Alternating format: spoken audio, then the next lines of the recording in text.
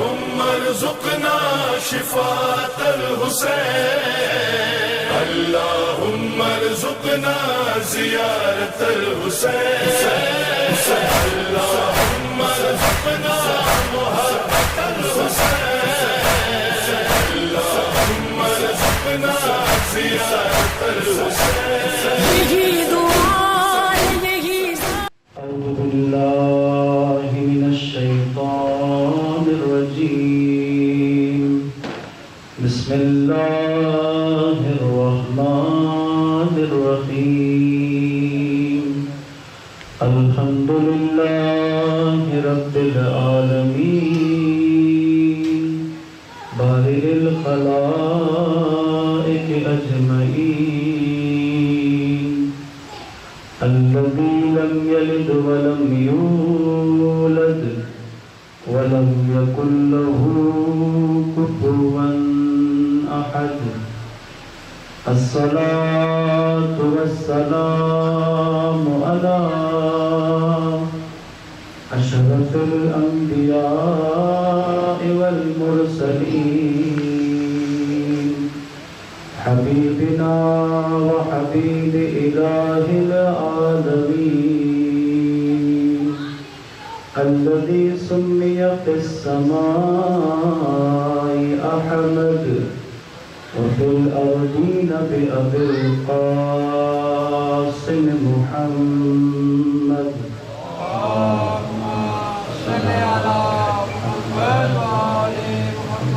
وعلى آله الطيبين الطاهرين المعصومين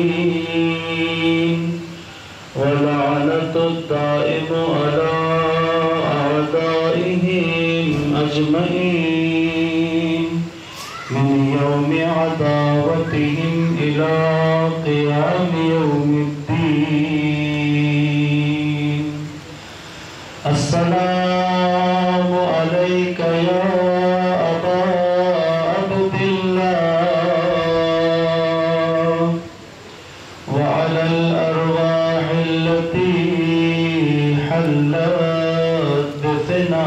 بفنائك عليك مني سلام الله أبدا ما بقيت وبقي الليل والنهار ولا جعله الله آخر الأهد مني زيارتكم السلام على الحسين وعلى علي بن الحسين وعلى أولاد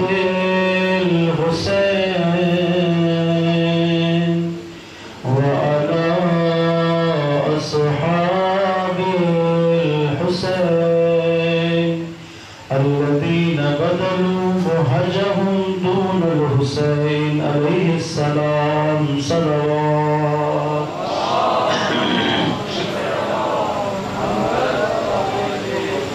سب سے پہلے بارگاہ رب العزت میں دست دعا ہے کہ خدا ہماری اس عبادت کو اپنی بارگاہ میں قبول فرمائے ہمیں اس عزاداری کا بہترین سے بہترین اجر عنایت فرمائے سید الشہداء کے عزاداروں میں ہمیں محشور فرمایا بانیان مجلس کا اہتمام کرنا آپ سب کا تشریف لانا ہمارا حاضر ہونا خدا اس پرسے کو سیدہ کائنات کی بارگاہ میں قبول فرمائے ہمارے لیے توشہ آخرت قرار دے بہت سارے مومنین نے التماس سے دعا کہی ہے مجلس میں موجود تمام مومنین مومنات سب کی حاجات کی برابری کے لیے دعاؤں کی قبولیت کے لیے گناہوں کی مغفرت کے لیے مشکلات سے دوری کے لیے تکلیفوں سے آسانی کے لیے جو مریض ہیں ان کی شفایابی کے لیے جو بے گناہ اسیر ہیں ان کے رہائی کے لیے مقروضوں کے قرض کی ادائیگی کے لیے رزق و روزی میں وسعت و آمدن میں اضافے کے لیے تمام دعاؤں کی قبولیت بالخص امام زمان کے ظہور میں تاجیل کی دعا، رہبر معظم کی سلامتی، ان کے طول عمر کی دعا، ان سب دعاؤں کی قبولیت کے لیے اور قبولیت مجلس کے لیے صلوات پڑھے گا بآواز بلند۔ اللہم صلی علی محمد وآل محمد وعجل فرجهم۔ عزیزان محترم، امام حسین علیہ السلام کی حیات مبارکہ میں سے چند پہلو آپ کی خدمت میں عرض کر رہا ہوں۔ آج کی اس مجلس میں ہم ان چند صفات میں سے ایک آدھ صفت پر بات کریں گے کہ جو امام حسین علیہ السلام سے خاص ہیں۔ اس سے پہلے ایک موضوع جو بنو امیہ کے دور میں اٹھایا گیا اور اس کی ترویج بھی کی گئی، وہ موضوع ذریت رسول علیہ صلوات اللہ علیہ تھا کہ بنو امیہ نے یہ اعتراض کیا کہ حسن و حسین تو مولا علی کے بیٹے ہیں، تو ان کو فرزند رسول کیوں کہا جاتا ہے؟ اس موضوع کا تکرار کیا جاتا تھا، منبروں سے سوال اٹھائے جاتے تھے۔ اس کا جواب بہت خوبصورت دیے گئے۔ ایک واقعہ اس دور کا میں آپ کی خدمت میں سناؤں گا، اور اس واقعے کے اندر بہت سارے پیغامات بھی ہیں، چند لطیف اس کے نقطے بھی ہیں، انشاءاللہ آپ متوجہ رہیں گے۔ درود پڑے گا محمد و آل محمد پر۔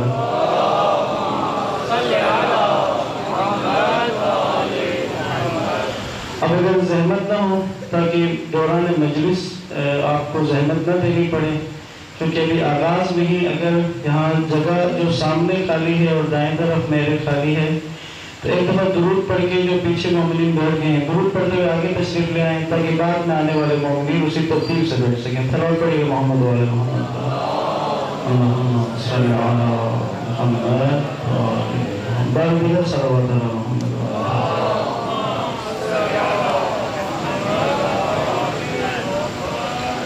جزاک اللہ۔ یہ واقعہ ہے حجاج بن یوسف کا۔ حجاج بن یوسف تاریخ اسلام کا وہ مغرور چہرہ ہے کہ جس نے ظلم و بربریت کی انتہا کر دی، اور اس کے بارے میں کہا جاتا ہے کہ یہ ایک وقت ایسا بھی اس کے دور حکومت میں گزرا کہ یہ ہر کھانے سے پہلے مولا علی کے چاہنے والوں میں سے کسی کا سر قلم کرتا تھا۔ انتہائی بربریت اس نے دکھائی، تاریخ میں اس کی بربریت کی مثالیں نہیں ملتی ہیں۔ یہ جو واقعہ آپ کی خدمت میں عرض کر رہا ہوں، اس کے راوی جو وہ شعبی ہیں، اہل سنت میں ایک معروف نام ہے۔ یہ کہتے ہیں کہ عید قربان کا دن تھا، عید الاضحیٰ کا، عید کی نماز کے لیے میں گیا تو حجاج بن یوسف نے عید کی نماز پڑھائی اور بڑا فصیح و بلیغ خطبہ دیا، اور کہتے ہیں عید کی نماز پڑھ کے میں گھر آ گیا۔ کچھ دیر گزری تو مجھے حجاج بن یوسف کے سپاہی نے آ کر کہا کہ آپ کو حجاج نے بلایا ہے۔ کہتے میں چلا گیا تو وہ بڑا مضطرب تھا، حجاج بن یوسف بڑا مضطرب تھا، پریشان۔ میں نے پوچھا خیریت ہے؟ کہتا ہے کہ آج قربانی کا دن ہے اور میرا دل کر رہا ہے کہ میں اہل عراق میں سے کسی کا سر قلم کروں۔ کہتے میں نے سوچا کہ آج کس کی شامت آئی ہوئی ہے، تو میرے جانے سے پہلے اس نے کسی کو بلوانے کے لیے بھیجا تھا۔ کہتے میں ادھر ہی تھا تو وہاں پر جو شخص آیا، یہ تابعین میں تابعی اسے کہتے ہیں جس نے کسی صحابی کی شاگردی اختیار کی ہو۔ رسول خدا کا جو محضر میں رہا، جس نے رسول خدا کا ساتھ دیا، آپ کے ساتھ وفاداری نبھائی، اسے صحابی کہتے ہیں، اور جو کسی صحابی کی شاگردی میں رہا ہو، اس سے احادیث نقل کر رہا ہو، اسے تابعی کہتے ہیں۔ تابعین میں ایک بڑا نام ہے، ان کا نام یحییٰ بن یعمر یا یعمر۔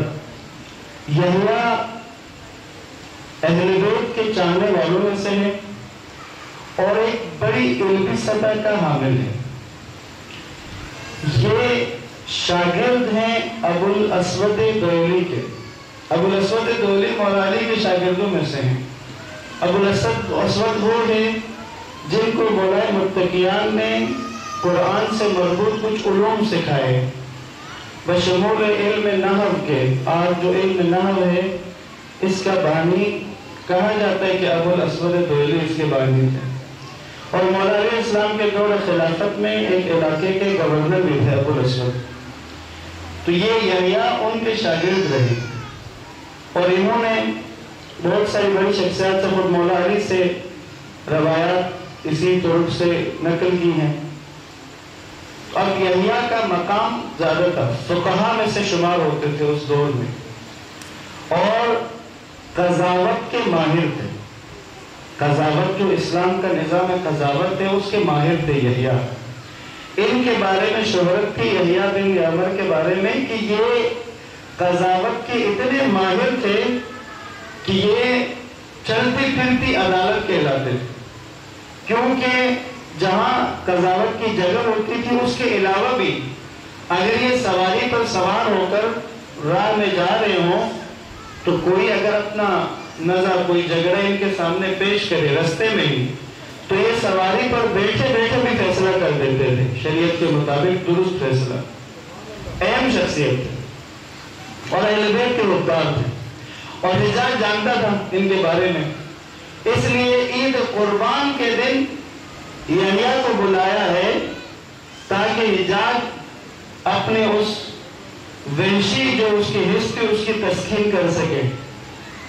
بلایا یحییٰ جب آئے یہاں پر تو حجاج کہتے ہیں آپ اپنے آپ کو عراق کے زعماء میں سے سمجھتے ہیں؟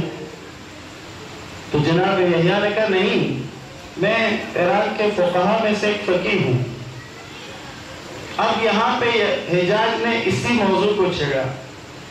حجاج نے کہا کہ اچھا یہ بتاؤ جو تمہاری فقہ ہے اس کے مطابق تم یہ گمان کرتے ہو، توجہ رکھنی آپ نے، تم یہ گمان کرتے ہو کہ حسن و حسین ذریت پیغمبر ہیں جبکہ وہ ذریت علی ہیں. یحییٰ نے جواب دیا نہیں، میں گمان نہیں کرتا، میں یقین کرتا ہوں کہ وہ فرزندان پیغمبر ہیں. مجھے گمان نہیں ہے، مجھے یقین ہے کہ وہ ذریت رسول ہے. اب حجاج نے کہا اچھا تمہارے پاس کیا دلیل ہے، کون سی دلیل پر تم ان کو ذریت رسول میں شمار کرتے ہو؟ یحییٰ نے کہا کتاب خدا، خدا نے اپنے کتاب میں اس مسئلے کو حل کیا ہوا ہے. اب یہاں سے آپ نے چند باتوں کی طرف متوجہ ہونا ہے. شعبی کو بھی بلایا ہوا ہے، حجاج بھی. یحییٰ نے کہا قرآن میں ہے. اب یہاں پر توجہ کیجئے گا، شعبی بھی حافظ قرآن ہے اور حجاج بن یوسف بھی حافظ قرآن ہے. حافظ قرآن ہونا معیار نہیں ہے، اگر معیار ہو تو حجاج بن یوسف بھی ہے. اب کیا ہوا جب یحییٰ نے کہا کہ قرآن کتاب خدا، شعبی کہتا ہے میں نے دیکھا کہ مجھے کہا حجاج نے یہ کہہ رہا ہے کہ قرآن میں دلیل ہے، ذرا سوچو قرآن میں کہاں دلیل ہے. کہتا ہے میں نے بھی قرآن میں کی آیات کو جس طرح حفاظ کرتے ہیں وہ ذہن میں فوراً ڈھونڈنا شروع کرتے ہیں. کہتے ہیں میں نے بھی ڈھونڈنا شروع کیا اور حجاج نے بھی ڈھونڈنا شروع کیا کہ یہ قرآن کی کس آیت پر اس دلیل کو قائم کرے گا.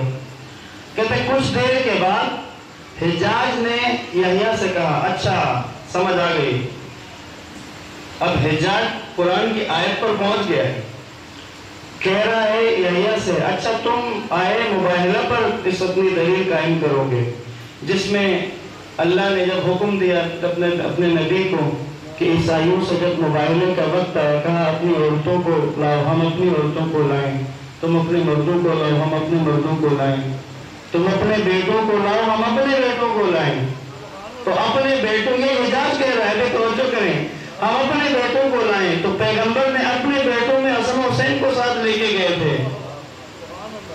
جناب یحییٰ نے کہا ہاں یہ میرے دعوے کی ایک بین دلیل ہے، لیکن جو دلیل میں دینا چاہ رہا ہوں یہ نہیں ہے، قائم مباہلہ نہیں ہے. دلیل ہے وہ بھی قرآن سے، آئے موبائل نہیں ہے، قرآن کی آیت ہے، اس کے علاوہ ہے۔ اب جب کہ اس کے علاوہ ہے، شابی کہتا ہے حجاز کا رنگ تبدیل ہو گیا اور اس نے سوچنا شروع کر دیا کہ اس کے علاوہ کون سی آیت ہو سکتی ہے۔ اب چونکہ حافظ تھا تو وہ گھوما رہا تھا اندر، کہتا میں نے جو غور کرنا شروع کیا، اب شعبی کہتا ہے میں نے جب غور کرنا شروع کیا مجھے کوئی آیت نہیں ملی، تو میں نے سوچا آج یحییٰ کا سر قلم ہونا ہے۔ کہتا ہے حجاج کے ماتھے میں پسینے بھی آ گئے، کافی غور و خوض کے بعد اس نے کہا یحییٰ سے اگر تم نے قرآن سے آیت دکھا دی اپنے اس دعویٰ کی دلیل پر تو میں تمہیں 10,000 درہم دے کے یہاں سے رخصت کروں گا، اور اگر دلیل نہیں دے سکے تو تمہارا سر قلم کر دوں گا۔ یحییٰ نے کہا قبول ہے۔ کہا بتاؤ قرآن میں کہاں ہے؟ اب یحییٰ نے کہا سورہ انعام کی آیت نمبر 24 اور 25 کی تلاوت کی۔ اس آیت میں ہے حضرت ابراہیم علیہ السلام کی ذریت کا ذکر ہے۔ ابراہیم کی ذریت میں کون کون ہے؟ شروع یوں ہو رہا ہے کہ ذریت ابراہیم سے ہے سلیمان اور داؤد، یعقوب، اسحاق، نام آتے گئے۔ اب اسحاق اس نے کہا یحییٰ نے حجاز سے کہ پڑھو آیت، وہ پڑھتا گیا یہاں تک کہ اگلے حصے میں جب آیا تو وہاں پر حضرت ابراہیم کی ذریت میں حضرت عیسیٰ کا نام آ گیا، حضرت عیسیٰ علیہ السلام کا نام آیا۔ یحییٰ نے روکا، کہا عیسیٰ ابراہیم کی ذریت میں سے کیسے ہو گئے جبکہ وہ تو مریم کے بیٹے ہیں، اور مریم کا تو کوئی شوہر نہیں تھا، وہ تو مریم کا بیٹا ہے۔ مریم عیسیٰ کی اولاد میں سے بیٹی بنتی ہے، تو بیٹی کا بیٹا عیسیٰ حضرت ابراہیم کی ذریت کیسے بن گیا؟ اس کے بعد یحییٰ نے سوال کیا حجاج سے، حجاج یہ بتاؤ مریم کا جو ابراہیم سے نسبت بنتی ہے، تعلق بنتا ہے، وہ زیادہ قریب ہے یا فاطمہ بنت محمد کا رسول اللہ سے جو بنتا ہے نسبت؟ حجاج کے منہ سے نکلا ہاں فاطمہ کی نسبت قریبی ہے۔ کہا آپ اس نسبت سے بتاؤ عیسیٰ اگر ابراہیم کی ذریت ہوتے ہیں تو حسنین رسول اللہ کی ذریت نہیں ہے؟ اللہ اکبر، یا رسول اللہ، یا علی، اللہم صلی علی محمد وآل محمد۔ کہتے ہیں حجاج شرمندہ 10,000 درہم دے کر جناب یحییٰ کو وہاں سے روانہ کیا۔ یہ جو موضوع بنو امیہ نے اپنے دور میں اٹھایا، آج بھی بعض اوقات ہوتا ہے تکفیری ذہنیت رکھنے والے لوگ اس طرح کی باتیں کرنے کی کوشش کرتے ہیں، تو یہ جوابات شکر خدا کے قرآن کی آیات کے بین اور واضح جوابات موجود ہیں۔ صلوات پڑھیں محمد و آل محمد پر۔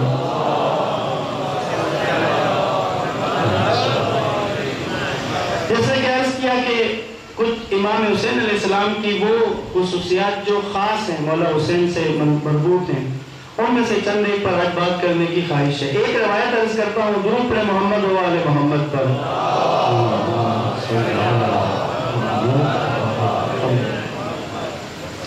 یہ اس کے راوی خود امام حسین علیہ السلام ہیں۔ امام فرماتے ہیں کہ میں رسول اللہ کی خدمت میں گیا تو وہاں پر ابی ابن کعب پہلے سے بیٹھے ہوئے تھے۔ ابی ابن کعب صحابی ہیں رسول اللہ کے۔ کہتے میں جب وہاں گیا رسول اللہ نے جب مجھے دیکھا تو اللہ کے نبی نے مجھے یوں مخاطب کیا، توجہ کیجیے گا، اللہ کے نبی نے امام حسین علیہ السلام کو یوں مخاطب کیا، اے آسمانوں اور زمینوں کی زینت تشریف لائیے۔ حسین کو رحمت للعالمین، سرور کونین، لولاک لما خلقتک الافلاک کا مصداق کہہ رہا ہے کہ اے آسمانوں اور زمینوں کی زینت تشریف لائیے۔ ابی ابن کعب بیٹھے ہوئے تھے۔ ابی ابن کعب نے کہا یا رسول اللہ، آسمانوں کی زینت، آسمانوں اور زمینوں کی زینت تو آپ ہیں، آپ کے علاوہ کوئی کیسے ہو سکتا ہے؟ کہتے رسول اللہ نے کہا اس ذات کی قسم جس نے مجھے نبی بنایا ہے۔ اللہ کے نبی نے پہلے قسم اٹھائی، کہا اس ذات کی قسم جس نے مجھے نبی بنا کر مبعوث کیا ہے، بے شک حسین کو آسمانوں اور زمینوں میں وہ مقام حاصل ہے جو کسی بھی دوسرے کو نہیں ہے. حسین کو وہ مقام حاصل ہے. اس کے بعد اللہ کے نبی نے فرمایا اللہ کے عرش پر دائیں جانب جلی حرفوں میں لکھا ہوا ہے ان الحسین مصباح الہدا و سفینۃ النجات. یعنی عرش خدا کے دائیں طرف یہ جملہ لکھا ہوا ہے بے شک حسین ہدایت کا چراغ اور نجات کی کشتی ہے. اس کے بعد اللہ کے نبی فرماتے ہیں اور امت کے ایسے امام ہیں حسین کہ جن میں خیر و برکت، عزت، افتخار، علم اور ہر قسم کی بھلائیوں کے خزانے موجود ہیں. وہ حسین ابن علی ہے. عزیزان محترم، یہ ایام خاص ہیں. حسین ابن علی کے دلوں میں بارود ہونے کے ایام ہیں. ہم میں سے جو متوجہ ہو گیا یہ محرم اس کی زندگی بدل دے گا. یہ محرم اور یہ بالخصوص پہلا عشرہ اس قدر طاقت رکھتا ہے کہ یزیدی کو حر بنا دیتا ہے. یزیدی کے حر بننے کا یہ موقع ہے. اگر کوئی یزیدی صفات کے لشکر میں قید ہو اس کے لیے بھی یہی موقع ہے. لہٰذا ان ایام کو غنیمت جانیں، ان کو ایسے ہی گزرنے نہ دیں. کچھ نہ کچھ اس میں محنت کرنے کی ضرورت ہے، متوجہ ہونے کی ضرورت ہے. درود پڑھیے گا محمد و آل محمد پر.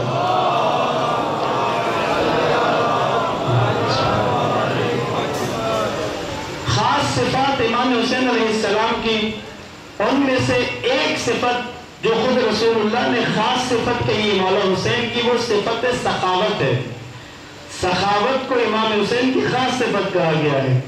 حدیث آپ کی خدمت میں پیش کرتا ہوں. اس کے راوی عبداللہ ابن عباس ہیں. عبداللہ ابن عباس کہتے ہیں میں نے رسول اللہ سے سنا اللہ کے نبی نے فرمایا اگر کوئی چاہتا ہے کہ علم و بردباری کو انسان کی شکل میں دیکھے، توجہ کیجیے گا، اللہ کے نبی کہہ رہے ہیں اگر کوئی چاہتا ہے علم اور بردباری کو انسانی شکل میں دیکھے تو وہ علی ابن ابی طالب کو دیکھ لے. علی مجسم علم ہے، علی مجسم علم ہے. اس کے بعد اللہ کے نبی فرماتے ہیں اگر عقل آدمی کی شکل میں ہوتی تو وہ حسن مجتبیٰ کی شکل میں ہے. اگر کوئی عقل کو مجسم انسان کی شکل میں دیکھنا چاہتا ہے تو حسن مجتبیٰ کی طرف دیکھے. اس کے بعد آپ نے فرمایا اگر سخاوت کو انسانی شکل میں دیکھنا چاہتے ہو تو حسین ابن علی کی طرف دیکھو. یہ سخاوت کی مجسم شکل ہے. صفت سخاوت کو مجسم دیکھنا ہے تو حسین ابن علی کی طرف دیکھو. درود پڑھیے گا محمد و آل محمد پر.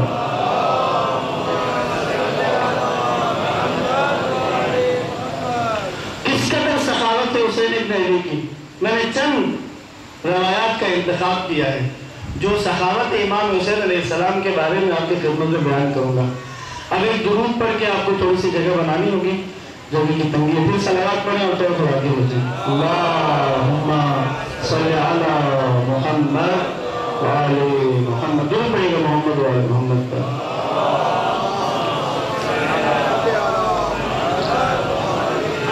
جہاں بھی جگہ خالی ہو اس کو پور کر لیں تاکہ بعد میں آسانی ہو. ایک صلوات پھر پڑھ لیں محمد وآل محمد پر.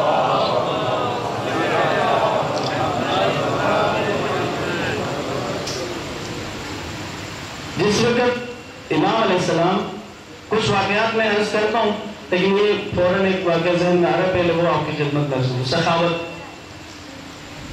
جہاں پہ حر سے ملاقات ہوئی ہے، جس مقام پر امام کی اس قافلے کی حر کے لشکر سے ملاقات ہوئی، جہاں سے پھر کوفہ کا راستہ چھوڑ کے اس کربلا والے راستے کی طرف چل پڑے تھے، اس سے ایک مقام پہلے ایک بڑا چشمہ تھا جہاں پر اسٹے کیا تھا، جہاں رکے تھے. اب وہاں پہ امام علیہ السلام نے اپنے تمام اصحاب کو، حضرت عباس اور باقی سب کو ایک خاص حکم دیا.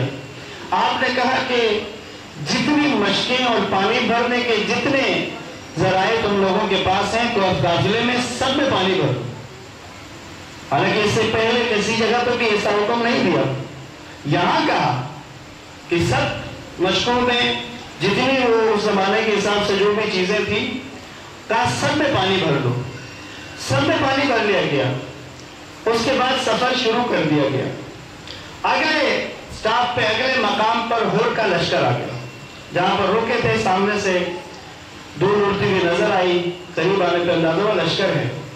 جب یہ لشکر قریب آیا تو یہ یزیدی سپاہی ہور کی سربراہی میں آئے ہیں اور امام حسین علیہ السلام کا رستہ روکنے کے لیے آئے ہیں. دشمن آیا ہے.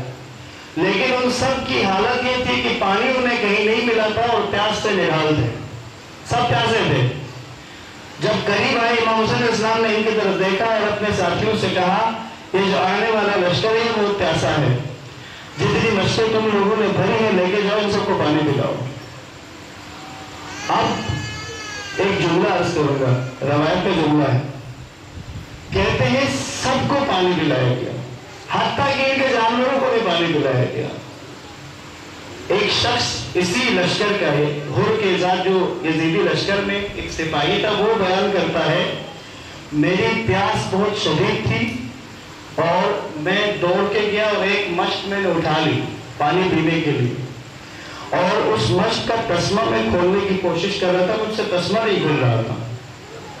کہتے امام حسین علیہ السلام سامنے بیٹھے ہوئے تھے, آپ نے مجھے جملہ کہا تسمہ کھولنے کے لیے, تو وہ جملہ حجاز والوں کا خاص تھا. یعنی وہ لفظ جو امام نے استعمال کیا وہ حجاز کے لوگ استعمال کرتے تھے. مجھے سمجھ نہیں آئی.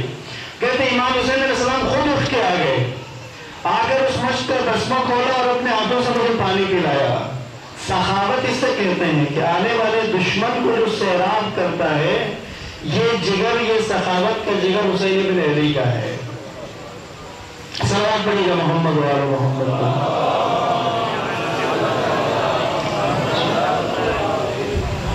اب سخاوت میں بہت سے لوگ سخاوت کرتے ہیں اور کچھ سخاوت کی خامیاں بھی ہوتی ہیں. کچھ لوگ سخی ہوتے ہیں, ساتھ میں خامی ہوتی ہے. کھلے دل کے ہوتے ہیں لیکن اذیت دینے والے وہ ایسی بات کریں گے کہ جس سے دے بھی رہے ہیں لیکن ساتھ میں احسان جتانا, حق جتلانا, اس طرح کے معاملات. اب ایک روایت آپ کی خدمت میں عرض کرتا ہوں جو امام حسین علیہ السلام کی سخاوت کے اس خاص پہلو کی طرف متوجہ کرواتی ہے. صلوات پڑھیے گا محمد و آل محمد.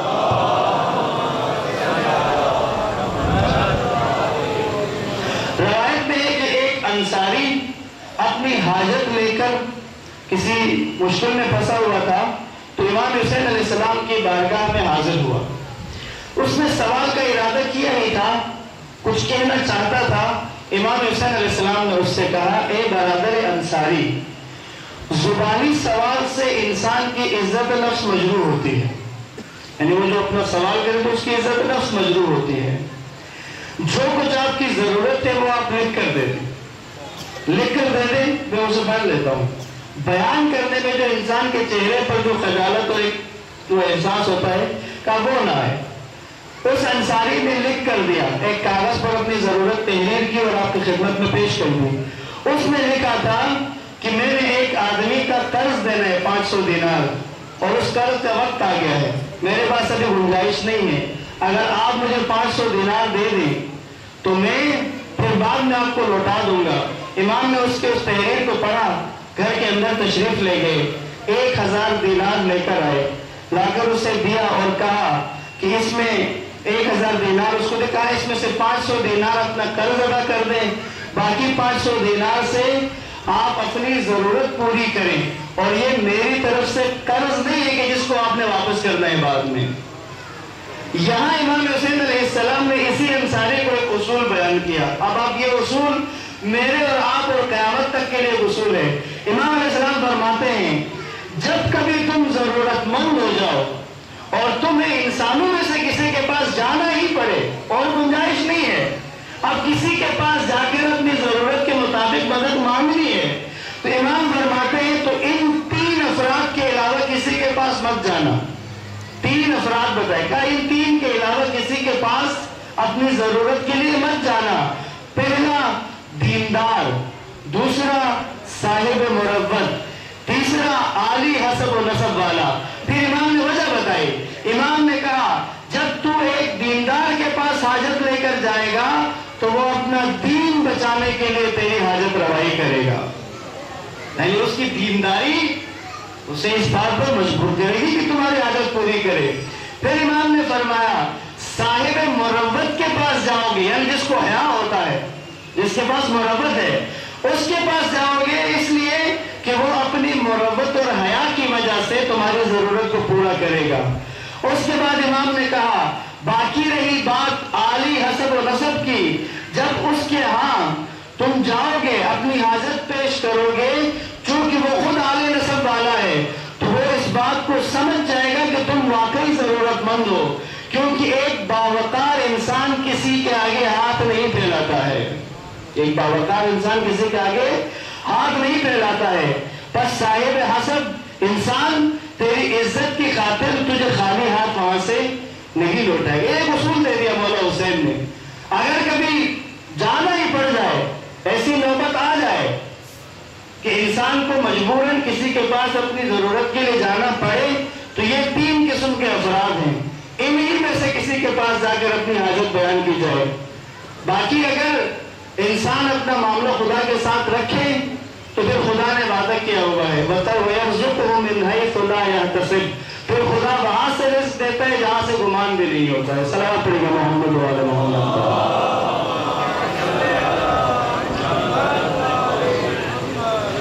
دوسری جو روایت، دوسرا واقعہ جو عرض کروں، واقعہ ہے، یہ واقعہ میں نے پہلے پڑھا تھا لیکن اس کا ایک حصہ میں نے کہیں مطالعے میں دیکھا تھا۔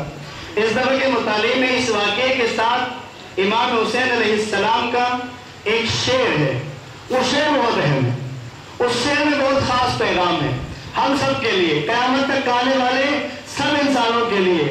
واقعہ کچھ یوں تھا کہ امام کی اولاد میں سے کسی کو عبد الرحمن نامی ایک استاد تھا مدینہ میں، جو بچوں کو خوش و نہانی میں قرآن پڑھنا سکھاتا تھا، خاص انداز سے قرآن کی تلاوت سکھاتا تھا۔ امام کی کسی صاحبزادے کو اس نے سورہ الحمد ایک خاص انداز میں سکھائی، اور جب امام کے صاحبزادے نے خود عبد الرحمن نے کہا مولا میں نے آپ کے بیٹے کو خاص اس طریقے سے سورہ حمد سنائی ہے، سکھائی ہے، تو اس امام کے بیٹے نے امام کے سامنے اسی لحن میں، اسی انداز میں جو عبد الرحمن نے سکھائی تھی وہ سورہ حمد کی تلاوت کی۔ سید الشہداء اس قدر خوش ہوئے کہ اب عبد الرحمن کو انعام دیا۔ انعام میں کیا دیا؟ کہا کہ اس کو 1000 دینار اور 1000 لباس دو اور اس کے منہ کو موتیوں سے بھر دو۔ جب صرف سورہ فاتحہ پر، تو شاید آس پاس جو لوگ اس وقت موجود تھے انہوں نے کہا کہ مولا اتنا بڑا انعام دے دیا صرف سورہ فاتحہ سکھانے پر، تو آپ نے فرمایا جو کچھ اس استاد نے عطا کیا ہے یہ اس کے مقابلے میں کچھ بھی نہیں ہے جو میں نے دیا ہے، جو کچھ اس نے دیا اس کے مقابلے میں کچھ بھی نہیں ہے۔ اس کے بعد امام حسین علیہ السلام نے ایک کچھ اشعار کہے، وہ اشعار ایک خاص پیغام ہے، ایک صلوات پڑھیں سناتا ہوں آپ کو۔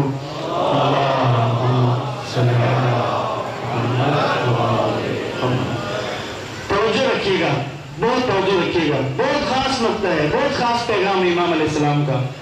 فرماتے ہیں، ترجمہ عرض کر رہا ہوں، جب دنیا کی دولت کا رخ تمہاری طرف ہو جائے، جب دنیا کی دولت کا رخ تمہاری طرف ہو جائے اور تمہارے پاس اس دولت کے انبار لگ جائیں تو اسے اللہ کے بندوں پر خرچ کرو، ان کی ضروریات زندگی پوری کرو۔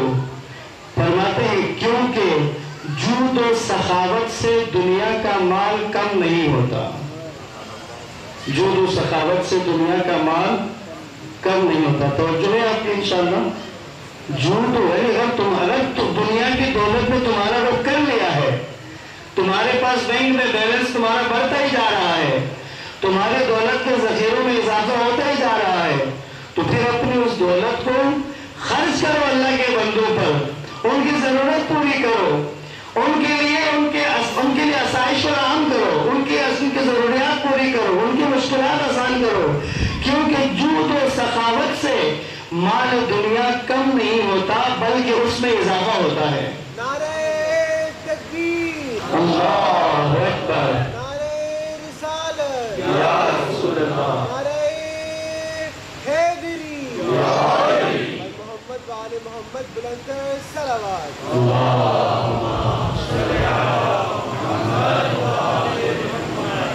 ہم نے پچھلے سال عمران بھائی کی طرف جو اشرہ ہوتا ہے اس میں شروع میں ایک نقطہ عرض کیا تھا، اس کے بعد میں کافی فائدہ ہوا تھا. وہ یہاں ہم شروع میں نہیں کہہ سکے، آج 5ویں مجلس میں کہہ دیتا ہوں کہ ہمارا مزاج ہے ہمارے سننے والوں کا کہ جب بھی اہل بیت کے فضائل بیان کیے جائیں تو ہم نعرہ لگاتے ہیں، خوش ہوتے ہیں، خوشی کا اظہار کرتے ہیں، کیونکہ ہم اہل بیت کی تعریف سن کے، ان کی فضیلت سن کے، جو کہ ہمارے خون میں اہل بیت کی محبت شامل ہے، ایک تازگی دوڑتی ہے، اس تازگی کا اظہار کرنے کے لیے ہم نعرہ لگاتے ہیں. میں نے یہ گزارش کی، نعرے کی ایک اور جگہ بھی بنتی ہے. جب کبھی آپ اہل بیت کی تعلیمات سنیں اور آپ کو کوئی نئی بات پتہ چلے جو اس سے پہلے آپ نے نہیں سنی تھی، یا جو اس سے پہلے آپ کے ذہن میں تھی لیکن مطلب سمجھ میں نہیں آیا تھا، اگر آپ کو مجلس کے دوران کوئی نیا نقطہ سمجھ میں آ جائے، کوئی نئی بات سمجھ میں آ جائے، تو یہ بھی تو اہل بیت کا ہی فضل ہے، یہ بھی تو ان کے فضائل میں سے ہے کہ ان کی بدولت، ان کے صدقے میں بات سمجھ میں آئی ہے. تو یہ بھی نعرے کا مقام ہے.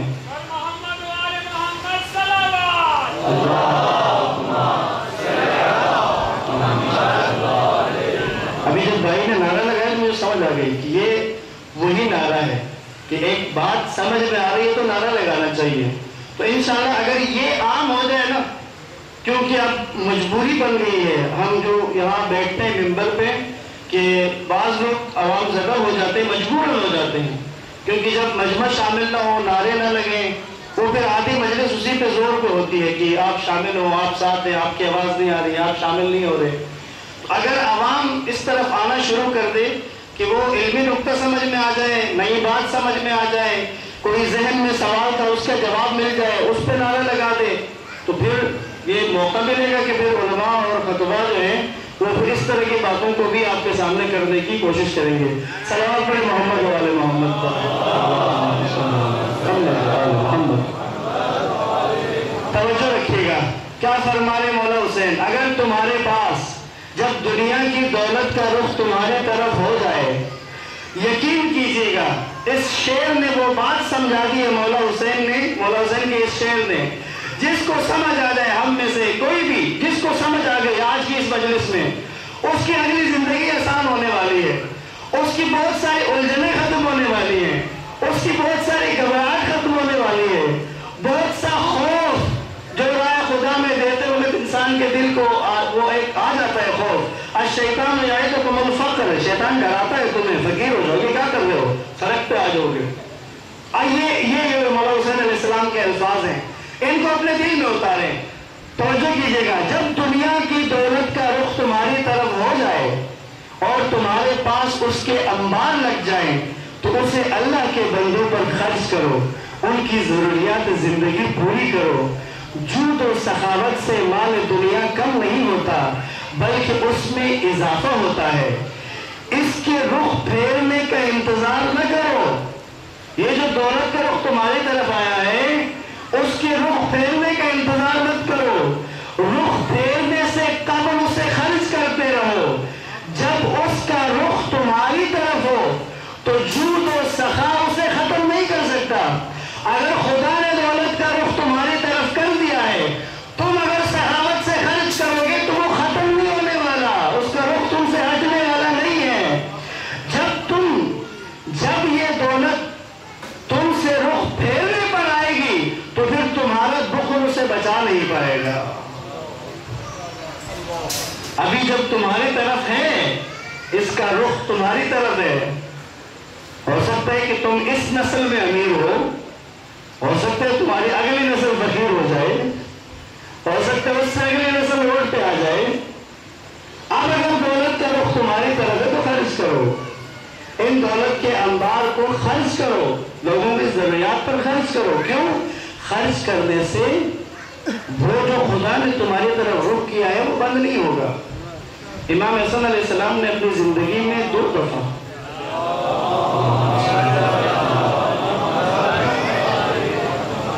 سارا معاملہ خدا نے دے دیا. کسی نے پوچھا کہ کچھ تو رکھ لیتے ہیں، سارا دے دیا، کیونکہ ذہین لوگ ہر دور میں ہوتے ہیں، نہ صرف آج نہیں ہے. اس طرح کے ضعیف لوگ ہر دور میں ہوتے ہیں. ائمہ کو بھی مشورے دیا کرتے تھا کہ کیا کر رہے آپ, فیوچر کی کوئی پلاننگ نہیں ہے, کوئی سیونگ نہیں کیا آپ نے, بچے بیمار ہو جائیں گے تو کہاں سے علاج کروائیں گے. ہوتا ہے نا اس طرح. پہلا خیال یہ ذہن میں آتا ہے کہ بچے بیمار ہو گئے تو اچانک ہاسپٹل جانا پڑا تو تم خرچ کرو, اچانک ہاسپٹل جانا ہی نہ پڑے گا, شاید خدا لطف کرے گا تم پہ. لا یکلف اللہ نفسا الا وسعها, اللہ کسی نفس پر وہ بوجھ نہیں ڈالتا جو وہ اٹھا نہ سکے, نہیں ڈالتا خدا وہ بوجھ.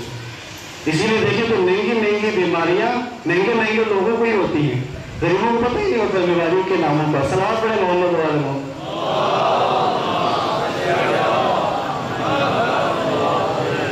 آگے سرجاری کہتے ہیں کہ ہم اپنے بچوں کو سردی سے بچانے کے لیے 3-3 4-4 قسم کے لباس پہنا کر اور ان کو کیئر کے ساتھ رکھتے سے ہلکا سا ہوا کا جھونکا لگتے اور ہمارے بچے کا نزلہ شروع ہو جاتا ہے.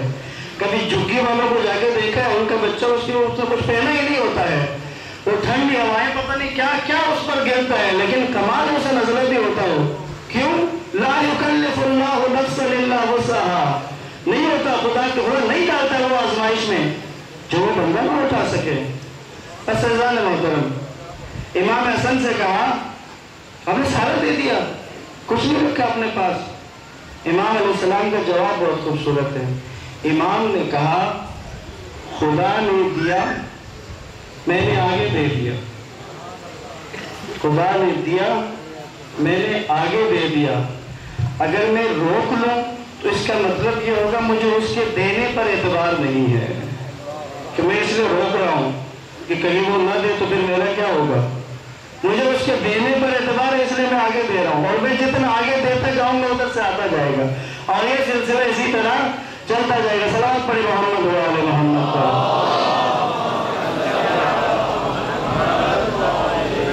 اذان محترم, لبیک یا حسین, بلند آواز میں لبیک یا حسین, لبیک یا حسین, لبیک یا حسین, لبیک یا حسین. محمد و آل محمد صلوات. اللہم صلی علی محمد و آل محمد. آج کیونکہ نسبت ایک دوسری نسبت بھی ہمارے ساتھ ہے, ایک نقطہ اس پر بھی آپ کی خدمت میں عرض کرنا چاہتا ہوں.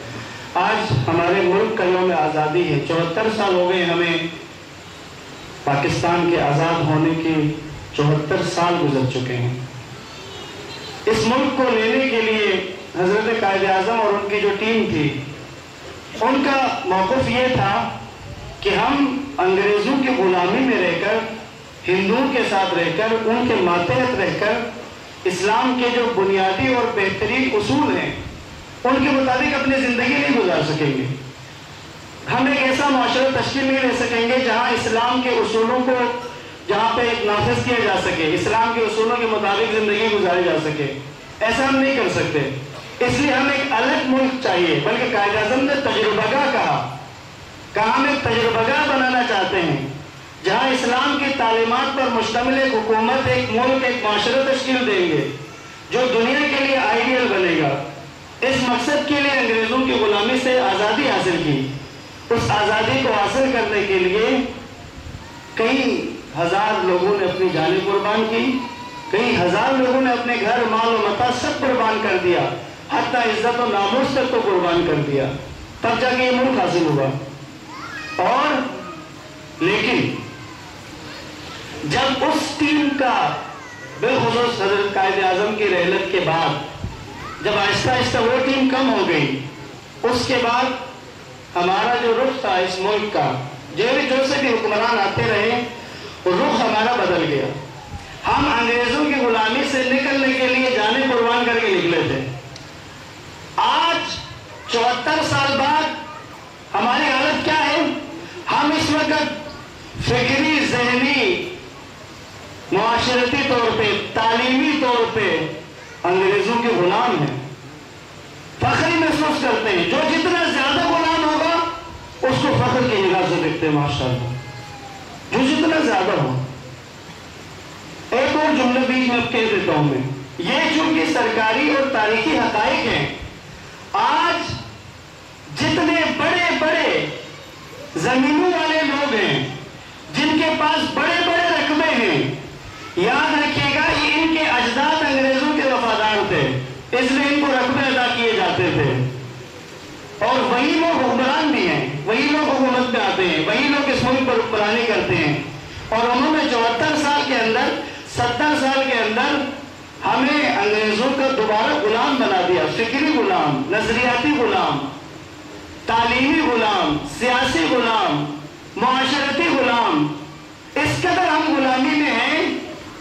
اگر چیک اپ کروانے کے لیے جائیں تو پتہ چلے کہ ڈاکٹر کی ڈگری پاکستانی ہے اور دوسرا ڈاکٹر کی یو کے کی ہے، تو ہم یو کے والے کو ترجیح دیتے ہیں کیونکہ ہمارے آقاؤں کے ہاتھ سے آیا ہے، وہ زیادہ اچھا ہوتا ہے، وہ زیادہ بہتر ہوتا ہے۔ کسی بھی جگہ چلے جائیں، کسی بھی ادارے میں چلے جائیں، پرائیویٹ یا کسی بھی ادارے میں چلے جائیں، میڈیا میں چلے جائیں، اس کی زیادہ اہمیت ہے جو وہاں سے پڑھ کے آئے۔ اور ہم اپنے بچوں کو ان تعلیمی اداروں میں بھیجیں گے، اور ہماری پوری کوشش ہوتی ہے، پورا زور لگاتے ہیں ان تعلیمی اداروں میں بھیجیں جہاں ہمارے بچے کو زیادہ سے زیادہ انگریز بنائیں۔ ہمارے بچے کو انگریزی آنی چاہیے، ایک زبان ہے، اگر آپ زبان کی حد تک آنی چاہیے کہتے ہیں تو میں آپ کے ساتھ ہوں، لیکن اگر آپ چاہتے ہیں کہ ایک انگریز بنائیں، اس کو ویسا بنائیں کہ جیسے وہ ہیں، کلچر کا اس کو غلام بنا دیں، تو یاد رکھیے گا جس غلامی سے نکلنے کے لیے ہزاروں جانوں کا نذرانہ پیش کیا تھا، جانیں قربان کر کے غلامی سے نکل کے آئے تھے، اب اپنے ہی پیسے لوٹا کر دوبارہ اس غلامی میں جا رہے ہیں۔ یہ ہے ہماری حالت۔ آزادی کیا ہے؟ ہم آزاد ہیں، ہم آزاد ہیں اس ملک میں، ہمارے حکمران تک آزاد نہیں ہوتے، نہیں ہے آزاد، مجبوریاں، کیونکہ غلامی ہے۔ آزادی کسے کہتے ہیں؟ سید الشہداء نے 61 ہجری میں بتا دیا تھا کسے آزادی کہتے ہیں۔ حر کے جنازے پر جب پہنچے نا مولا حسین، حر کے جنازے پر پہنچ کے مولا نے کہا اے حر، تیری ماں نے تیرا نام صحیح رکھا تھا، انت حر فی الدنیا و سعید فی الآخرہ، تو دنیا میں آزاد ہے، آخرت میں سعادت مند ہے تو۔ حر کا معنی ہے آزاد۔ آئیں 2021 کے پاکستان سے سوال کرتا ہوں، حر آزاد کہاں سے آزاد ہوا ہے؟ حر یزید کی فوج میں جنرل کے عہدے پر تھا، جنرل کے رینک پر، اس کے ماتے چند ہزار سپاہی ہیں، عہدے کے حساب سے عمر صاحب اور حر برابر ہیں، وہ بھی جنرل یہ بھی جنرل، بس وہ لشکر کا اس کو سپہ سالار بنا دیا تھا، یہ جنرل تھا عام، عہدے میں تو برابر ہیں۔ اب جنرل بھی ہے، عہدہ بھی ہے، اختیارات بھی ہیں، دولت بھی ہے، سلام کرنے والے لوگ بھی ہیں، سب کچھ ہے۔ اور حر جب اس کو چھوڑ کر حسین ابن علی کی طرف جاتا ہے، حسین ابن علی کہتے ہیں آزاد، اب آزاد ہو گیا۔ اب میں آپ سے ایک سوال کروں گا، آپ نے اپنے دل پہ ہاتھ رکھ کے جواب دینا ہے۔ 2021 اگر حر 2021 میں ہوتے، آج میں نے یہ سوال کیا بعض جگہوں پہ، مجھے آپ کو زبان سے جواب دینے کی ضرورت نہیں ہے، اپنے دل سے پوچھیں۔ جس طرح کے معاشرے میں ہم رہے ہیں، جو ہماری ذہنی حالت بن چکی ہے، آپ اپنے دل سے پوچھیں آپ کا دل کیا جواب دیتا ہے۔ 2021 حر پوچھیں ہم میں سے کسی سے، یار میں ایک فوج میں جنرل کے عہدے پر ہوں، میرے پاس اتنے ہزار نفری ہیں، میری اتنی سیلری ہے، سب کچھ ہے، ہمارا مقابلہ ایک 150 افراد کے ساتھ ہمارا مقابلہ ہو رہا ہے، وہ لوگ بڑے نیک ہیں، اچھے لوگ ہیں، میں سوچ رہا ہوں میں اپنی نوکری چھوڑ کے ان کے ساتھ شامل ہو جاؤں۔ جو جواب آپ کے دل میں آئے نا، یہ اس وقت پاکستان کی حالت ہے۔ صلوات پڑھیں محمد و آل محمد۔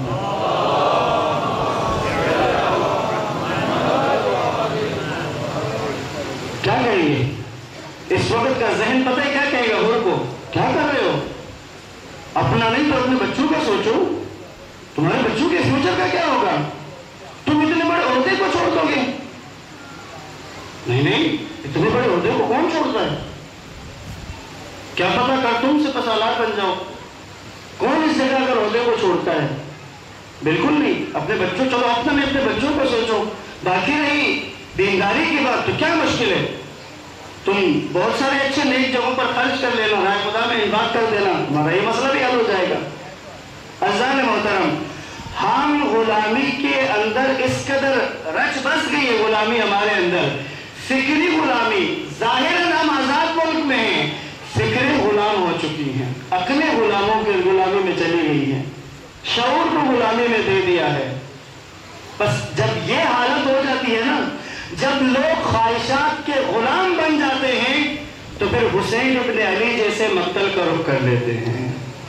جب لوگ خواہشات کے غلام بن جاتے ہیں تو پھر حسین ابن علی کا سر نیزے پر بلند ہو جاتا ہے۔ بس آج یوم آزادی ہے میرے ملک کا،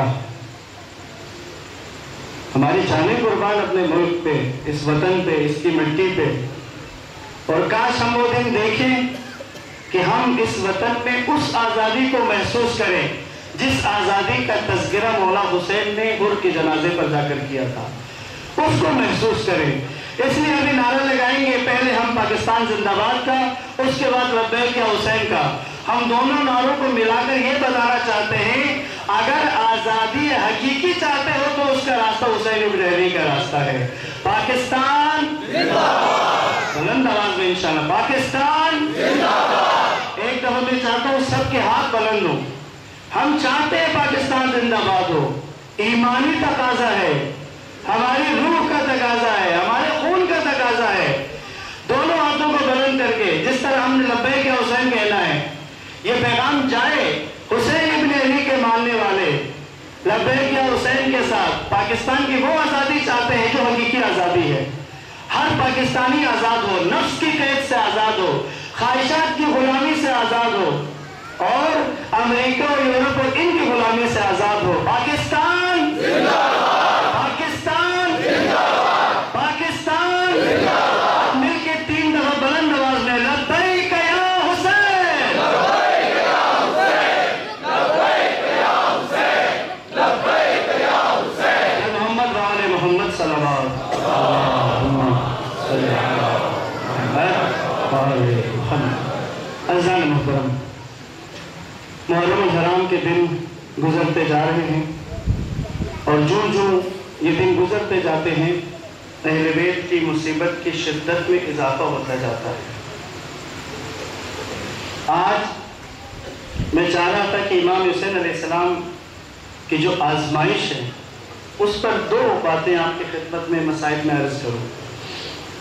کائنات میں بہت سارے اولیاء خدا کی آزمائش ہوئی ہے، امتحان سے گزرے ہیں، بڑے بڑے امتحان آئے۔ حضرت ابراہیم علیہ السلام کے بڑے امتحان ہوئے، حضرت ایوب علیہ السلام کا بہت امتحان ہوا، ہر پیغمبر کو آزمائش سے گزارا، ہر ولی کو آزمائش سے گزارا۔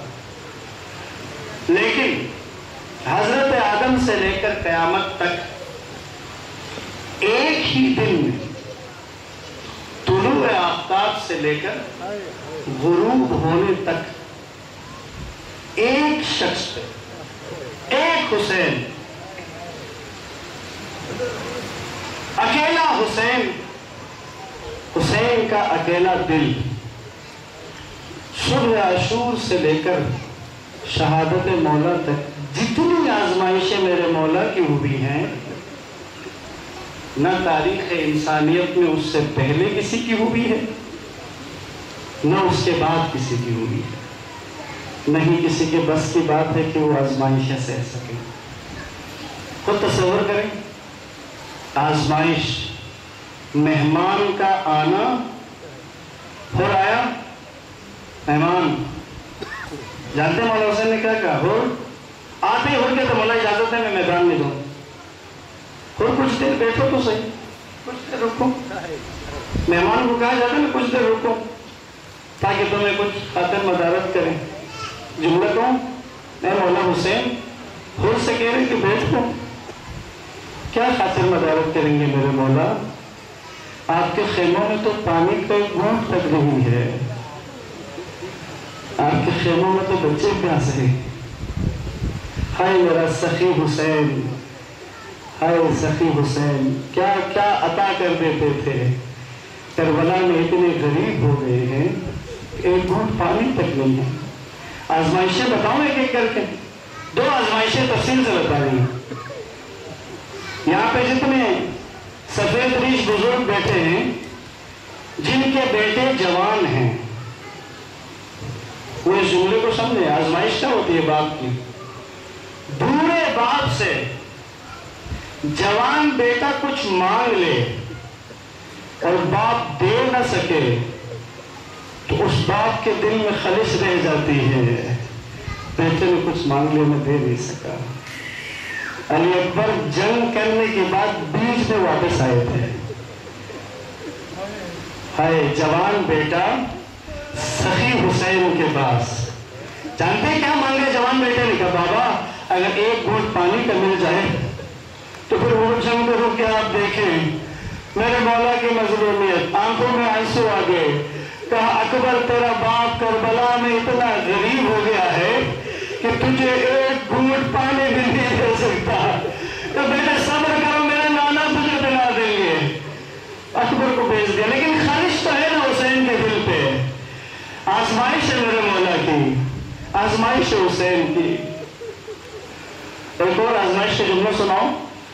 جس وقت عباس نے یہ کہا نا بھائی اب جانے دے، سینہ اتنا تنگ ہو گیا ہے کہ زندہ نہیں رہنا چاہتا ہوں، جانا چاہتا ہوں، بھیا جانے دے، کیا گزری حسین کے دل پہ؟ دو آزمائشیں بتاؤں گا، ایک درمیان میں ہے اور ایک آخری آزمائش ہے جس نے فرشتوں کی چیخ و پکار بلند کروا دی ہے۔ آزمائش بتاؤں حسین کی؟ جون آئے مولا حسین کے پاس، غلام ہے، مولا مجھے جانے کی اجازت دیں؟ کہا جون تم نے میرے بابا علی کی خدمت کی ہے، بھائی حسن کی خدمت کی ہے، میری خدمت کی ہے، آپ زین العابدین کی خدمت بھی کر چکے ہو، جون تم نے خدمت کا حق ادا کر دیا ہے، تمہیں میدان میں جانے کی ضرورت نہیں، ہم تم سے راضی ہیں۔ آزمائش بتاؤں، جو جملہ حسین کے سامنے جون نے کہا وہ جو حسین کے دل پر لگا ہے، جون کہتے ہیں مولا مجھے نہیں جانے دیں گے، جانتا ہوں مجھے نہیں جانے دیں گے، جانتا ہوں مجھے نہیں جانے دیں گے، اس لیے مجھے نہیں جانے دیں گے مولا کیونکہ میرا خون سیاہ ہے۔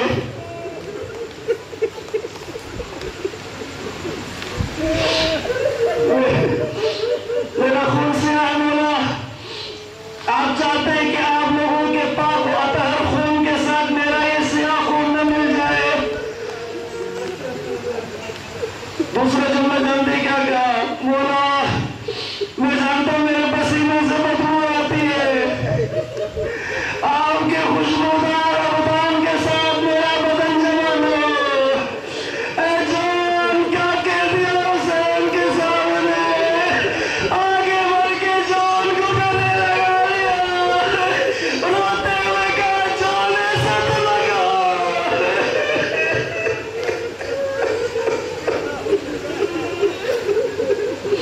جان سے تو لگا۔ جان جانتا تھا حسین ابن علی کو، جان کو پتا تھا کہ کوئی ایسا جملہ کہوں میرے مولا جذبات میں آ جائیں گے، جذباتی اگر مجھے جانے دیں گے۔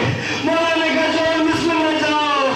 جان آگے جب جانے لگا، حسین نے ہاتھ اٹھا دیے، دل سے نہیں نکلی تھی بات، حسین نے ہاتھ اٹھا کے کہا خدایا اس کے بدن کو خوشبودار کر دے۔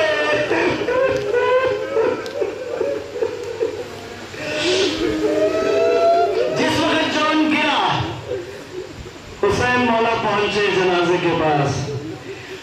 مولا حسین نے کربلا میں صرف 2 شہیدوں کے ساتھ یہ والی حرکت کی، اور میں نے ایک جگہ پڑھا ہے کہ 2 نہیں ہیں، چند اور بھی ہیں۔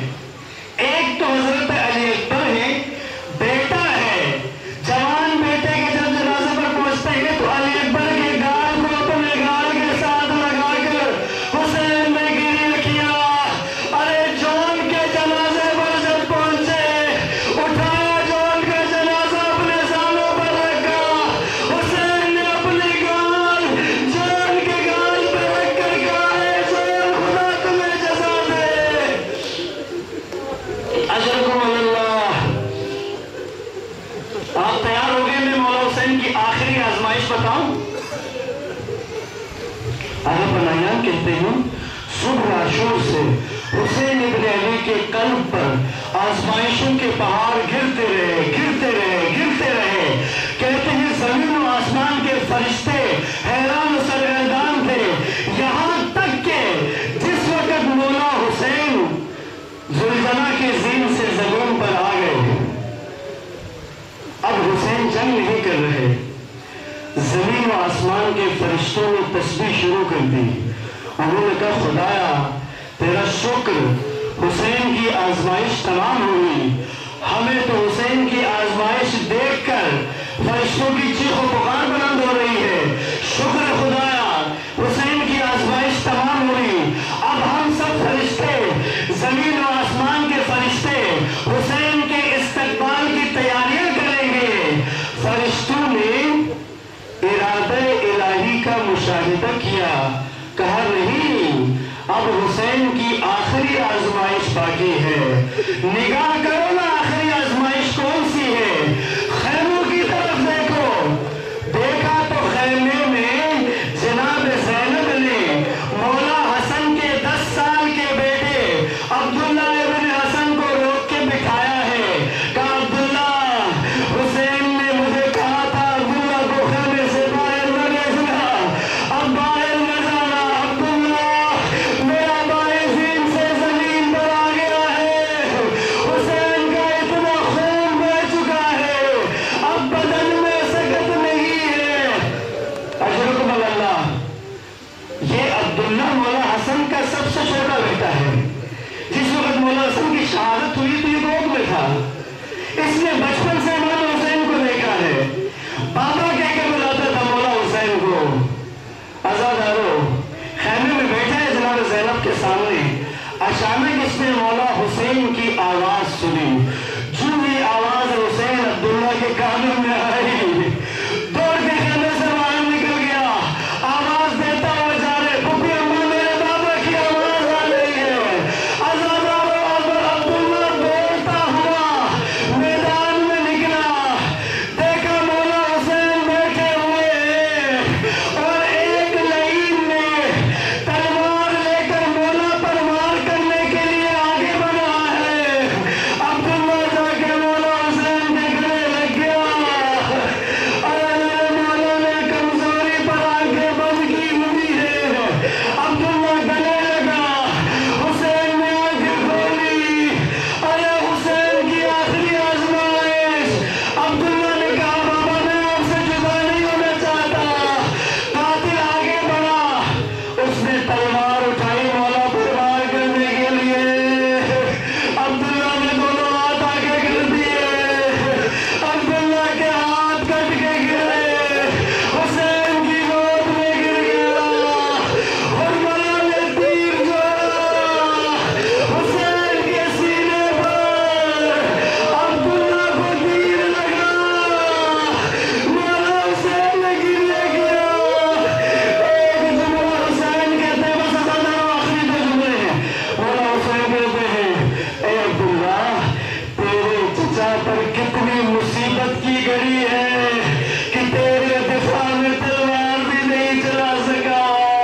عبداللہ بس تھوڑا انتظار، میری ماں تمہیں اپنی گود میں لینے کے لیے تیار ہے. آخری جملے کا عزادارو. عبداللہ نے آنکھیں کھول کے کہا چچا مجھے دادی زہرا نے گود میں لے لیا ہے. بابا حسن بھی آ گئے ہیں. چچا دادی کہہ رہی ہے حسین تمہارے انتظار میں زہرا کھڑی ہے.